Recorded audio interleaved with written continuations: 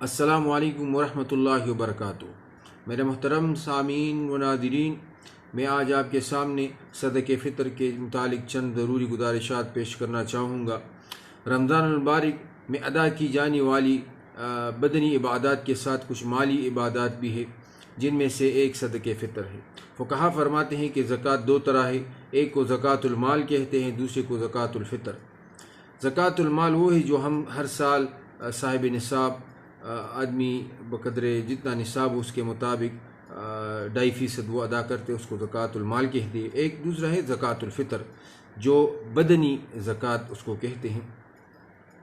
تو یہ رمضان المبارک کے اختتام پر، روزہ کھل جانے کی خوشی میں، روزے کے خاتمے پر، ختم ہونے پر، اور روزہ نہ رکھنے پر، ماہ رمضان کے ختم ہونے پر شکریہ کے طور پر یہ دی جاتی ہیں۔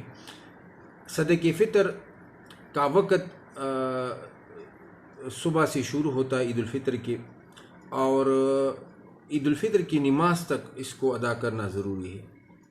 اگر کوئی شخص اس کو عید الفطر کی نماز سے پہلے، یعنی صبح عید کے دن سے پہلے ادا کر دے تو بھی ٹھیک ہے، کیونکہ امام بخاری رحمۃ اللہ علیہ نے ایک روایت نقل کی ہے کہ صحابہ کرام عید الفطر کے دن سے 2 دن پہلے، یعنی رمضان المبارک کے آخری ایام میں باقاعدہ یہ صدقہ فطر ادا کرتے تھے۔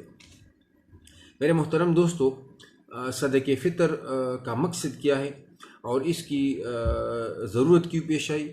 تو میرے محترم سامعین و ناظرین، روزہ دار چاہے کتنا اہتمام کرے رمضان المبارک میں روزوں کا، اس سے کچھ نہ کچھ تو کوتاہی رمضان المبارک کے مہینے میں ہوتی ہے۔ اگرچہ وہ ان چیزوں سے جس سے روزہ ٹوٹ جاتا ہے ان سے اپنے آپ کو بچاتا ہے، لیکن بعض اوقات ایسی بیکار اور فضول مصروفیت انسان کی ہو جاتی ہے جس سے اس کے روزے میں اس کی جو روحانیت ہے وہ متاثر ہو جاتی ہے۔ اس وجہ سے عبداللہ ابن عباس روایت حضور علیہ الصلاۃ والسلام سے نقل فرماتے ہیں کہ حضور علیہ الصلاۃ والسلام نے فرمایا کہ صدقہ فطر یہ عید الفطر کے موقع پر دینا ضروری ہے، کیونکہ اس سے انسان کی عبادات میں، روزے میں جو کوتاہی ہو جاتی ہے وہ دور ہو جاتی ہے۔ اس کے ساتھ ساتھ ان غربا فقراء کے گھروں میں بھی عید کے موقع پر رونق آ جاتی ہے اور ان کی خوراک کا انتظام ہو جاتا ہے۔ اس وجہ سے علماء فرماتے ہیں کہ صدقہ فطر کے 2 مقاصد ہیں۔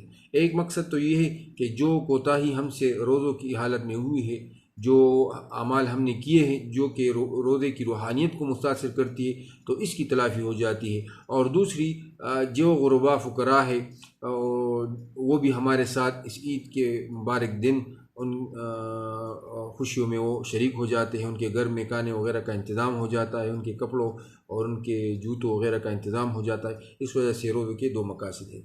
تیسری بات، روزے کا حکم۔ روزہ صحابہ کرام رضوان اللہ علیہ مجمعین سے مختلف روایت اس باب میں نقل ہے کہ حضور علیہ الصلاۃ والسلام نے باقاعدہ ایک منادی کو مقرر فرمایا، اور وہ مدینہ منورہ کی گلیوں میں اعلان فرماتے تھے کہ تمام مسلمان وہ صدقہ فطر ادا کرے۔ تو اس وجہ سے صدقہ فطر دینا یہ واجب قرار دیا گیا ہے۔ اب صدقہ فطر کس پر واجب ہے؟ تو علماء فرماتے ہر مسلمان مرد یا عورت، بالغ ہو یا نابالغ ہو، آزاد ہو یا غلام ہو، اس پر صدقہ فطر دینا واجب ہے۔ اب صدقہ فطر کا نصاب کیا ہے اور کون صدقہ فطر ادا کرے گا؟ آیا غریب بھی ادا کرے گا یا مالدار صرف؟ تو علماء فرماتے ہیں کہ صدقہ فطر ادا کرنا یہ اس شخص پر ہے جو عید کی صبح اپنی ضروری گھر کی جو ان کی ضروریات ہیں، کپڑے، گاڑی یا گھر، جتنے ان کی ضروریات ہیں، اس کے علاوہ 52.5 تولہ چاندی کے برابر یا 52.5 تولہ چاندی کے برابر یا اتنا جتنا 52.5 تولہ چاندی ہے اس کے برابر یہ مال ہو اس کے پاس، تو اس پر صدقہ فطر دینا واجب ہے۔ اب صدقہ فطر انسان اپنی نابالغ بچوں کی طرف سے بھی اس کو ادا کرنا ضروری ہے۔ اس کے علاوہ ایسے اولاد جو بالغ ہو لیکن فاطر العقل ہو تو اس کی طرف سے بھی زکوٰۃ دینا یہ والدین کے لیے ضروری ہے۔ ایک غلط فہمی ہے ہمارے معاشرے میں، اکثر لوگ یہ کہتے ہیں کہ اگر ایک آدمی روزہ نہیں رکھتا تو وہ صدقہ فطر بھی ادا کرے گا۔ تو میرے عزیز دوستو، صدقہ فطر ادا کرنا صرف روزے کے ساتھ خاص نہیں، اگر ایک آدمی کسی وجہ سے روزہ نہیں رکھتا تو اس کے علاوہ اس کے باوجود بھی وہ صدقہ فطر باقاعدہ ادا کرے گا، کیونکہ یہ ایک الگ مالی عبادت ہے۔ اب صدقہ فطر کی مقدار کیا ہے؟ احادیث مبارکہ میں 4 قسم کی اشیاء میں زکوٰۃ صدقہ فطر دینا یہ آئے ہیں۔ ایک کھجور، دوسرا جو، تیسرا کشمش اور چوتھا گندم۔ 4 چیزوں میں زکوٰۃ دینا، صدقہ فطر دینا یہ ضروری قرار دیا گیا ہے۔ اب صدقہ فطر کا مقدار کیا ہے؟